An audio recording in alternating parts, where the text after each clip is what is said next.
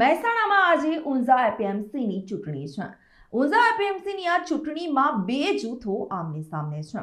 ધારાસભ્ય કિરીટ પટેલ અને પૂર્વ ચેરમેન દિનેશ પટેલના જૂથ આમને સામને ચૂંટણી જંગમાં ઉતર્યા છે. ત્યારે અજ્ઞાત સ્થળે લઈ જવાયેલા મતદારોને સીધા મતદાન મથકે લવાયા હોવાની માહિતી સામે આવી છે. ચૂંટણી સમરસ કરવામાં સફળતા મળતા ક્રોસ વોટિંગ થવાની શક્યતાઓ વધી રહી છે.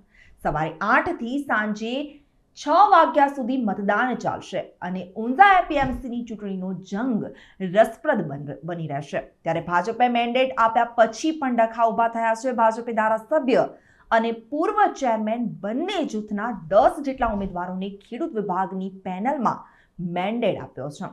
પરંતુ બાકી રહેલા 10 ઉમેદવારોએ ભાજપની મેન્ડેટવાળી પેનલને હજુ સુધી ટેકો જાહેર નહીં કરતા ચૂંટણી રસપ્રદ બની ગઈ છે.